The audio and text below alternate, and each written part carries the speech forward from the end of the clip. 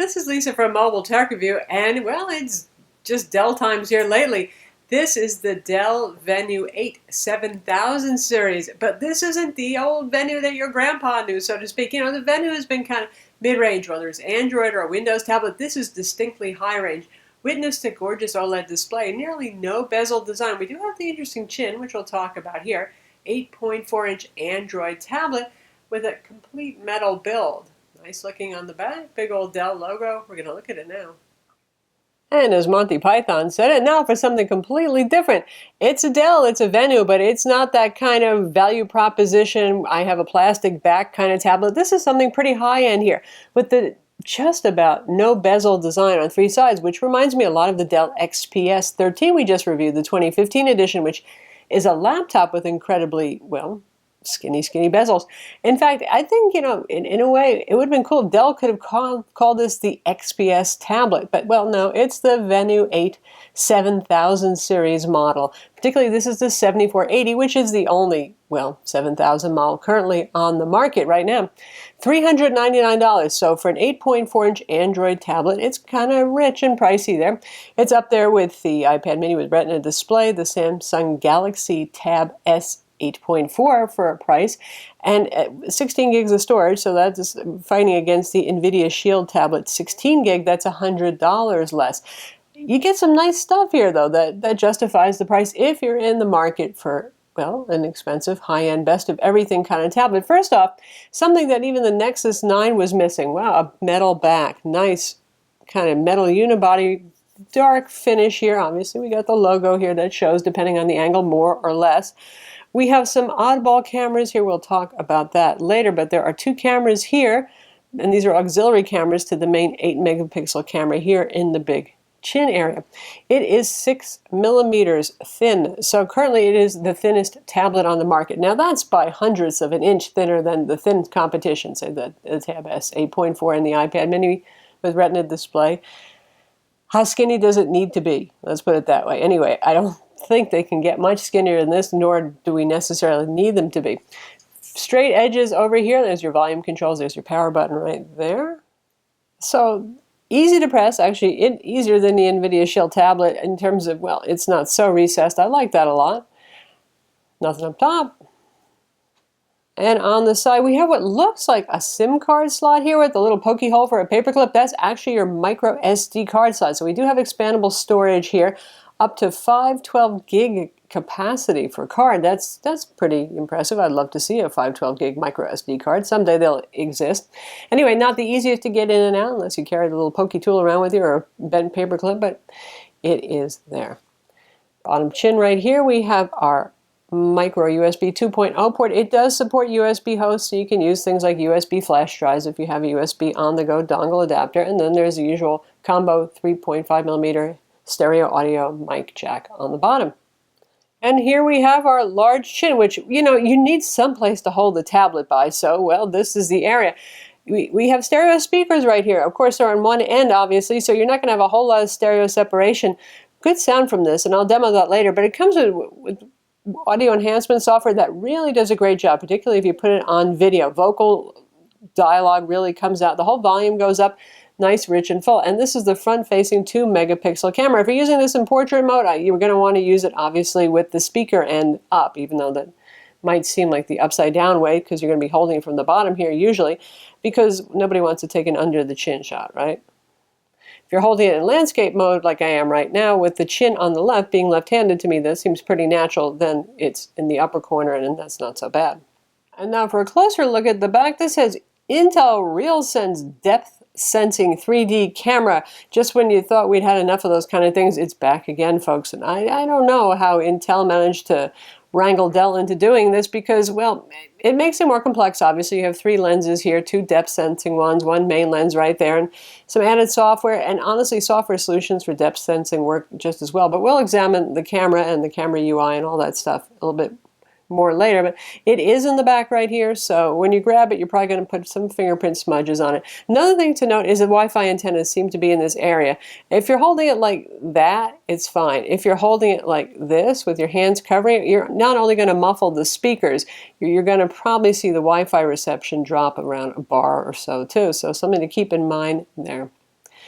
If you put it on the table, you have to have pretty big hands to pick it up because it is so skinny and so bezel-less. So, I mean, I can do it like that, but it takes some effort to get your fingers underneath it. So, anyway, it's funny. At less than 11 ounces and being so slim, it takes two hands to pick it up easily because it is so darn, well, skinny and bezel-less. Also, when you're holding it, watch out to not touch the sides of the screen because then your second touch might not be registered. Not a huge thing there. I mean, people love skinny bezels, so just pointing out the challenges that come along with them. Obviously, display viewing angles are very good here. This is a stunning display. You pick this up in the store, you're going to see it, you're going to want it because you're going to say, wow, that is just so darn pretty. The only thing is the display rotation is sometimes a little slow to, well, non-existent. Isn't that funny there? There we go. We've got it in landscape mode, and this is one of Dell's live wallpapers. This is an OLED 2560 by 1600 display. From what we can tell, this is probably the same panel that Samsung uses in the Galaxy Tab S line, and you know how great that display is. It's super duper rich, vibrant, without looking cartoony, but the colors, they really, really pop on. This contrast is near infinite. That's a fact of life with OLEDs. Rich, deep blacks with lots of detail in there, and the whites are actually pretty good. You can see from the Netflix icon right there, there's no, funky color cast like older OLED and Super AMOLED displays had. It's the biggest selling point. Somebody turns this on, they see just about no bezels on three sides and this display, and it's just like, wow. Everything is so nice and sharp. It is fantastic for watching movies. It's great for reading ebooks. And let's open up an ebook so you can see what that looks like.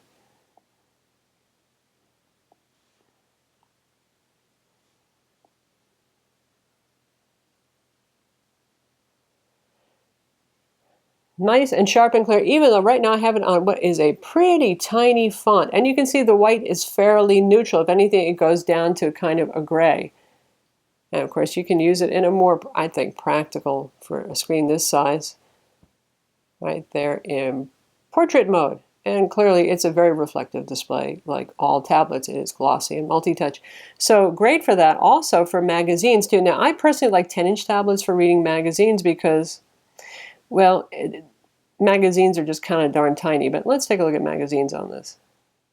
So we certainly have some luscious colors here, and even though this type is very, very teeny right here, it is readable. I really do still say that bigger screen is nice, but of course with anything, you can choose the text version of this if you want to see the article more easily.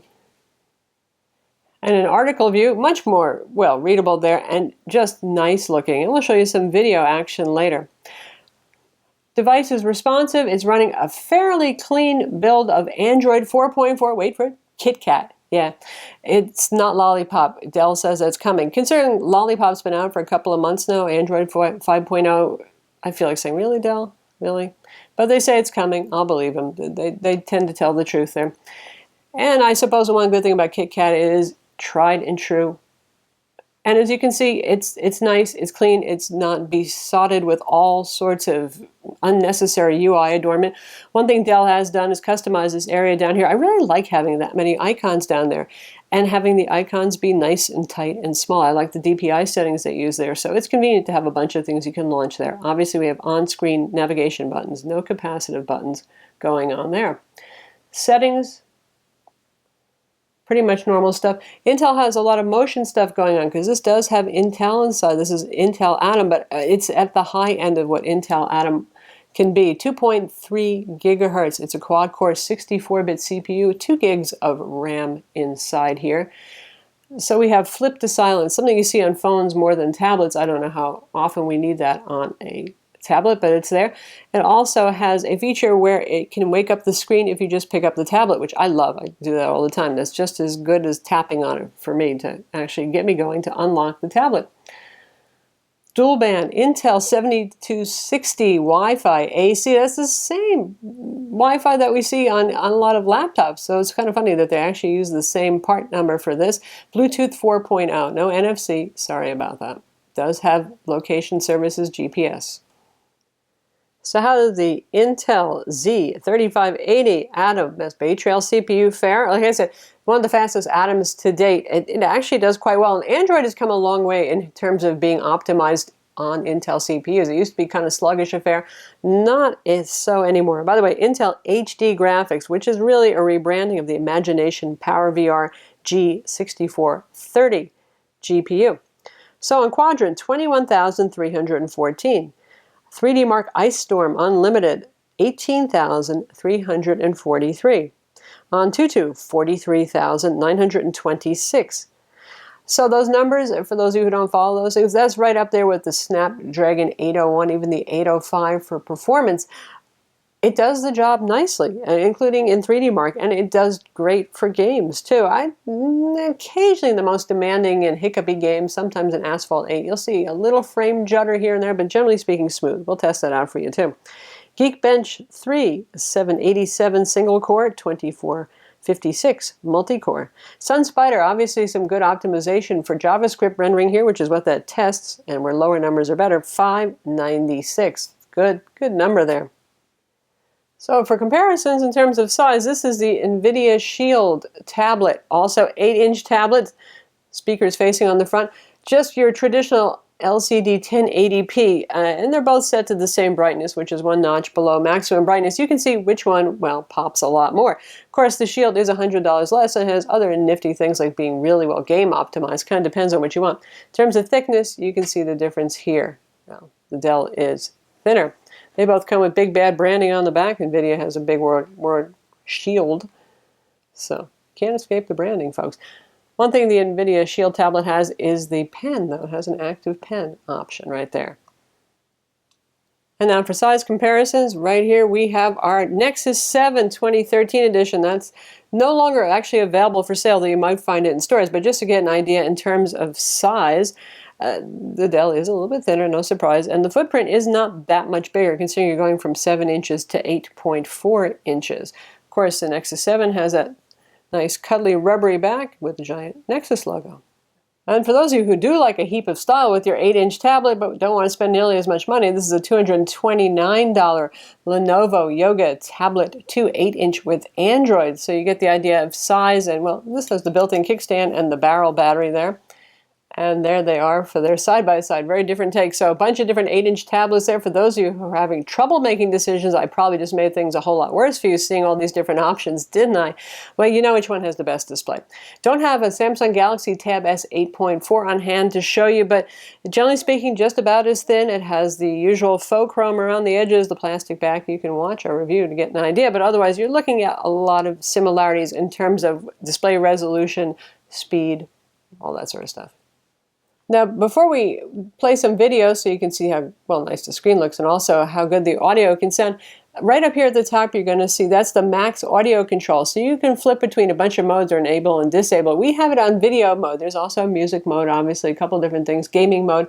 I find that video mode really is good. It just brings out the mids a whole lot, dialogue, conversation. Everything gets fuller and richer. It has pretty good audio. Well, let's listen to it now. So for good synergy, we'll check out our Dell XPS 13 video.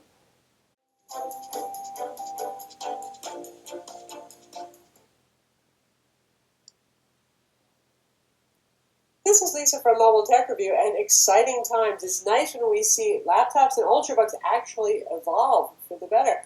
This is the 2015 Dell XPS 13, and some things we know and love. Notice no bezels. See?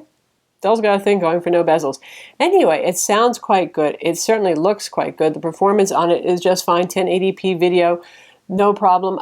4K video, you know, what's the point if you don't have a 4K display? The processor should be able to handle it. We do have Miracast wireless display on here for those of you who want to connect this to something that is perhaps higher resolution or just a bigger screen like your TV. So we're in Asphalt 8, a pretty demanding racing games with our awesome Dodge Dart here. And we'll start with the Nevada track and see how it does.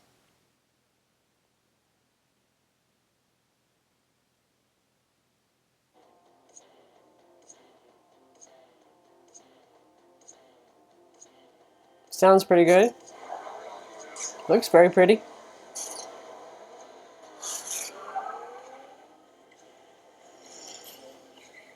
So far, smooth.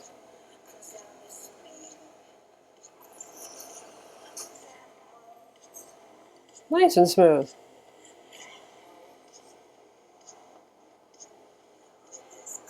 It is easier to pass the pack when the game runs smooth, right?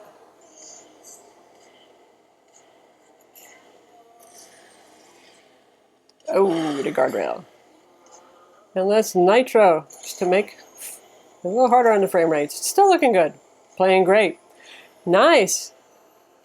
Now you don't get those special NVIDIA Tegra optimized games that you would if you get a Shield tablet, but other than that, this one's obviously very capable, and this Atom with HD graphics can actually, well, hold its own pretty well. So that's Asphalt 8 on the Dell Venue 8 7000 tablet. And for those of you who think a tablet is for more than just gaming, you got Polaris Office 5 bundled here, complete with, well, document creation as well. Basic editing tools up here. And Dell does sell a Folio keyboard. It's a Bluetooth wireless keyboard, as you might imagine. It's a Folio. It wraps right around there, and that is $90 as an accessory for this, for those of you who are productivity minded. Polaris Office 5 is preloaded. Most of the other bloatware apps, other than the Dell custom camera and gallery that go along with the interesting 3D camera on the back, are optional. When you first set this up, it's going to ask you, would you like to install any of these titles? So IMDb, Kindle, Ice Age, Adventure, those were optional, and I did choose to install those. You can just say no, no, no, and no. So you pretty much, you don't get too much junk going on here. And here we have the camera. Obviously, it's not a very wide-angle lens, is it? It's pretty darn close and in your face, and it will offer to give you tips about the depth-sensing camera, which really aren't very necessary. We're actually a little too close to focus on our bath toy right now. Shot times are fine. This tells you, this little angled photo, that you're doing a 3D photo. And notice it's going to show you the two frames up here, what the other two cameras are seeing. You got access to a bunch of settings over here, switching between your front and rear camera. If you tap over here, you can switch over to video mode. You can do 1080p up to 60 frames per second, single shot, normal shot, panorama mode, and burst mode as well. So let's take a look at some of our results in the gallery so you can get an idea of how this works. And for video, high-speed video, full HD. Actually did a pretty good job there, including the audio recording. Here's a photo taken in dim lighting, and well, that 8 megapixel camera with its two little helper cameras didn't do anything too terribly impressive there. Outdoor shot, it doesn't handle contrast super duper well, does it? And tones get a little too warm over here, but it's a challenging shot to take that. Now this is easy. If you have good lighting outdoors and you're not in direct sunlight, it'll take some actually, well, beautiful photos with some good sharpness right there. And now we're in the Dell Gallery application where you can actually do stuff to change your depth in the picture. Honestly, for these kinds of shots, it's not going to make any kind of difference. And here, again, you would think that maybe we'd be able to bring our little Buddha into focus and blur out everything else. And you can drag this line down here. Change. And if you tap around, you can choose the focal distance, and it will blur the background out to a certain extent.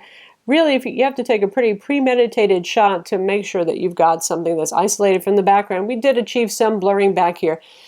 You know, honestly, there's software solutions that work just as well for creating blurred backgrounds. I don't know.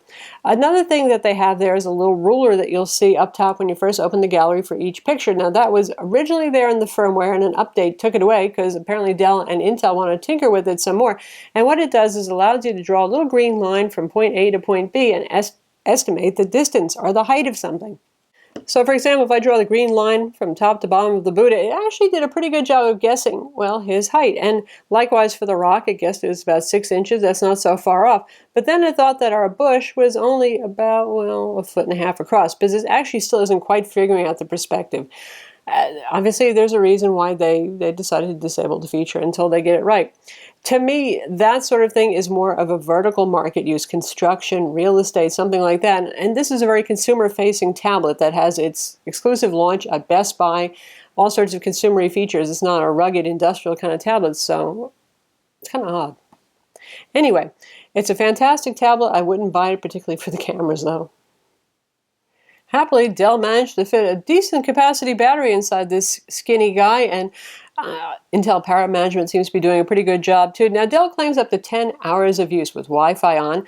With Wi-Fi on and brightness set to 40%, which is quite adequate because this is a very bright OLED display, I've been averaging 8 to 9 hours of mixed use, and that's with surfing the web, doing email, doing social networking, all those usual Android tablet-y things, reading news, and streaming a 45-minute episode on Netflix, playing some music, that sort of thing. So pretty good battery life too. By the way, the back, it's skinny, it's metal. You might think you're just going to burn your hands when you play games, do other demanding 3D tasks that particularly get a tablet hot. It gets warm here at most. It does not get burning hot ever, which is really pretty impressive. So that's the Dell Venue 8 7000 series, or 7480 to be precise, for this model tablet, and it's hard not to love it. Of course, for $399, it better be pretty darn lovable, right? You get the classy aluminum build here, you get amazing OLED display, really bright, really colorful, nearly bezel-less design, 6 millimeters thin, and for the moment it is the thinnest tablet on the market. Great performance. It's really quite a good accomplishment from Dell. I really think they should have given it a different name to say it's not like the old mid-range Venues, but that is what it is. Anyway, if you're looking for a high-end tablet and you're not into the Samsung Galaxy Tab S TouchWiz experience, that sort of thing, you want more metal for your money, even compared to, say, something like the Nexus 9, which is still plasticky and has an okay display, but not, wow. Yeah, well, this is it. I'm Lisa from Mobile Tech Review. Be sure to visit our website for the full written review, and don't forget to subscribe to our YouTube channel.